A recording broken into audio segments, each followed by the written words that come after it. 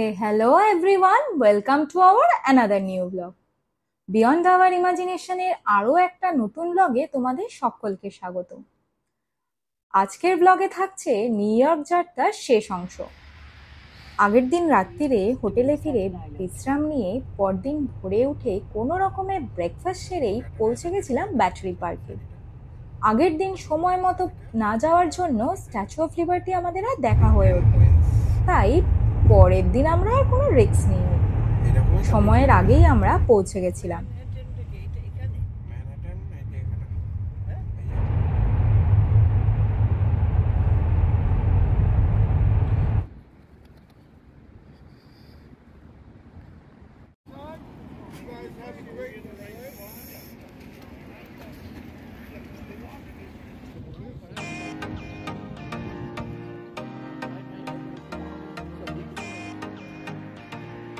যদিও উইকেন্ড হওয়ায় আর মারাত্মক ভিড় থাকায় অনেকক্ষণ লাইনে দাঁড়িয়ে থাকতে হয়েছিল।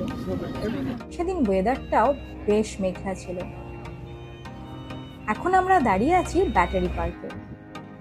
এই যে স্ট্যাচু অফ লিবার্টি ক্রুজটা দেখতে পাচ্ছ, এতে করেই আমরা যাব স্ট্যাচু অফ লিবার্টি দেখতে। নিউ ইয়র্কে দুটো জায়গা থেকে স্ট্যাচু অফ লিবার্টি যাওয়া যায়।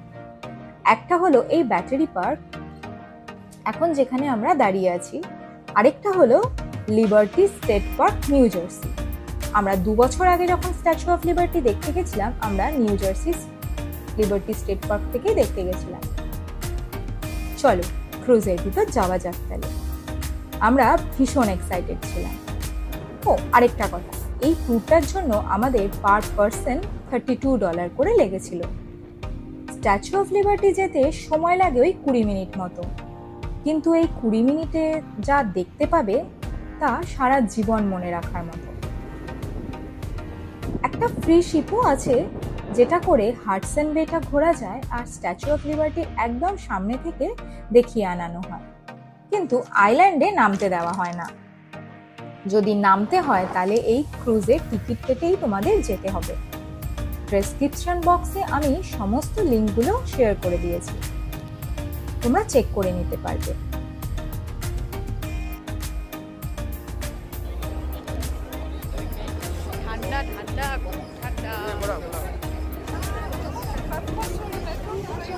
ফাইনালি এখান থেকে ম্যানহাটন আইল্যান্ডের ভিউটা দারুণ লাগে। সেকেন্ড টাইম ওয়েদারটা সেদিন এতটাই সুন্দর ছিল, ক্লাউডি, ঠান্ডা ঠান্ডা হাওয়া, হালকা হালকা বৃষ্টি, যে প্রত্যেকেই ভীষণ এনজয় করছিল। As you can see the Q.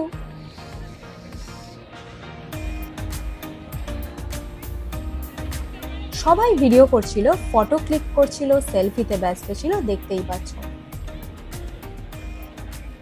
চল এবারে তোমাদের কিছু তথ্য শেয়ার করি। আমেরিকা কিন্তু স্ট্যাচু অফ লিবার্টিকে অ্যাজ আ গিফট হিসেবে পেয়েছিল। ফ্রান্স আমেরিকাকে 1884 এর 4th of July statue of liberty gift করেছিল as an honour to their friendship. Statue of লিবার্টিকে যখন প্রথমবার আনা হয়েছিল তখন কিন্তু এর রং সবুজ ছিল না। আসলে পুরো স্ট্যাচুটাই বানানো হয়েছিল কপার দিয়ে। আর আমরা তো সবাই জানি কপারকে এরকম এক্সপোজড রেখে দিলে ডিউ টু অক্সিডাইজেশন এর গায়ে একটা হালকা লেয়ার পড়ে যায়, যার রং অনেকটা সবুজের মতো। তাই এন্টায়ার স্ট্যাচুটাই উইথ টাইম সবুজ হয়ে গেছে। স্ট্যাচু অফ লিবার্টি আসলে হচ্ছে statue of woman for woman goddess. তার ডান হাতে রয়েছে একটা টর্চ, যেটা রিপ্রেজেন্ট করে ফ্রিডম, ফ্রিডম অফ বার্থ, আর লেফট হ্যান্ডে রয়েছে একটা ট্যাবলেট বা বুকের মতন, যেখানে আমেরিকার ইন্ডিপেন্ডেন্স ডেটটা ডিক্লেয়ার করা আছে, which is 4th of July 1776। Lady লিবার্টির অরিজিনাল টর্চটা কিন্তু ড্যামেজ হয়ে গেছিল 1916-এ। আমরা যেটা এখন দেখতে পাই সেটা হলো রেপ্লিকা টর্চ।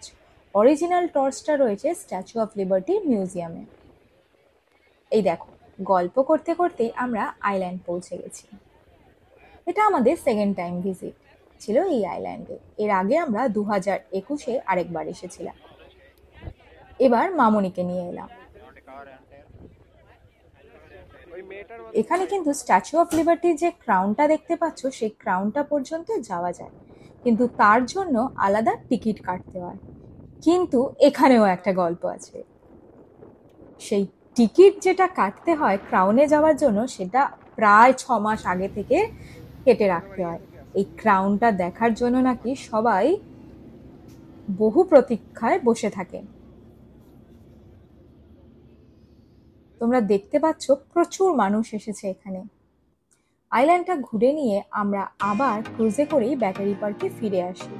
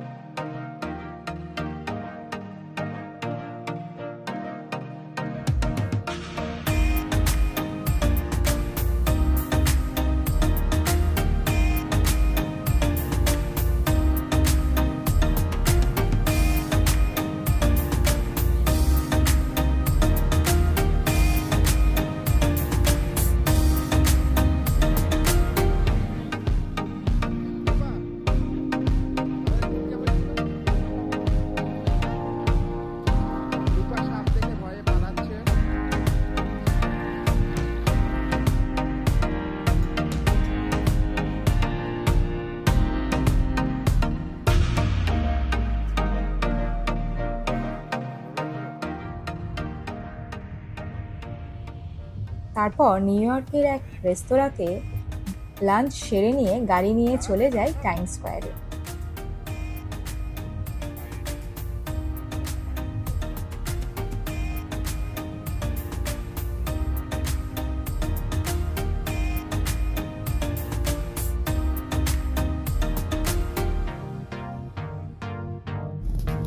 टाइम स्क्वायर ही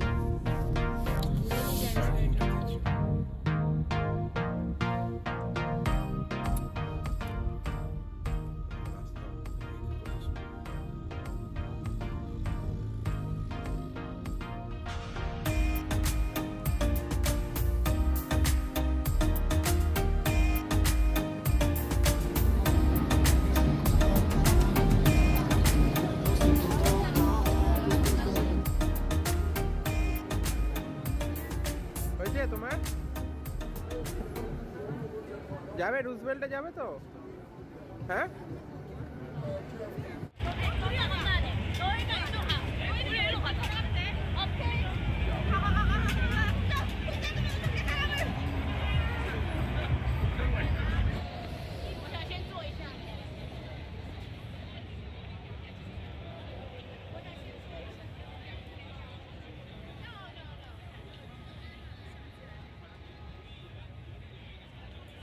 টাইমস স্কোয়ার বিশ্বের অন্যতম ব্যস্ত জায়গা আর ট্যুরিস্টদের প্রিয় জায়গা, সেটা ঘোরার জন্যই হোক বা শপিং করার জন্যই হোক।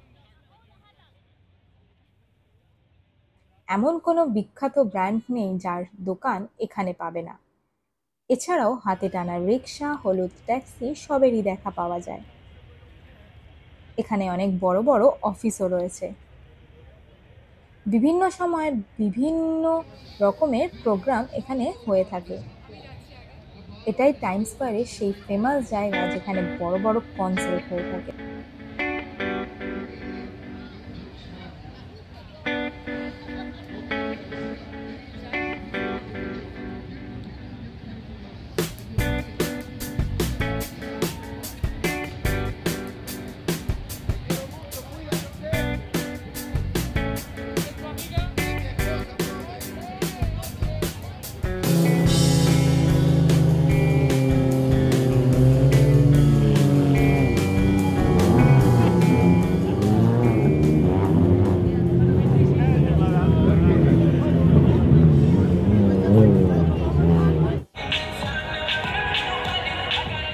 Now, ladies and gentlemen, this is a grand finale. My brother's going over. So if you guys are ready, clap your hands and make some noise!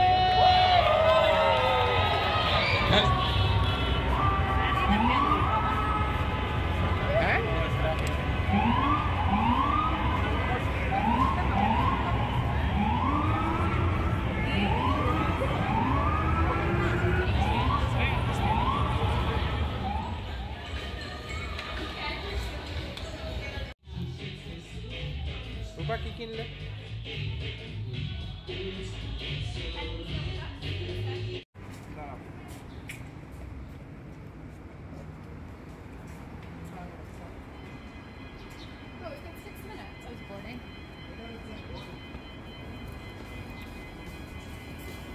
Time square ঘুরেই আমরা চলে গেছিলাম রুজভেল্ট আইল্যান্ডে।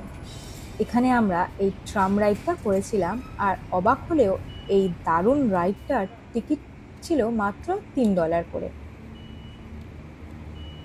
পড়ন্ত বিকেলে এই ট্রামে করে নিউ ইয়র্ক শহরকে যে কি মায়াবী লাগে তার যে চড়ে, যে সামনে থেকে দেখে সেই জানে। কি যে অসম্ভব সুন্দর লাগছিল আমি তোমাদের বলে বোঝাতে পারবো না।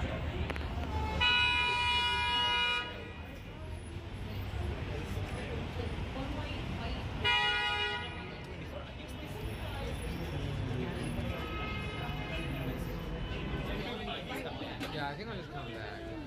There's just nothing. Yeah. Good for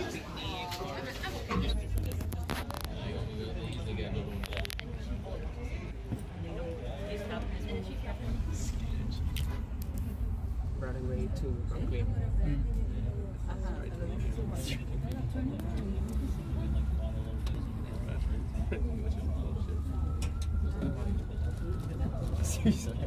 Sorry? I'm gonna say it. Look down.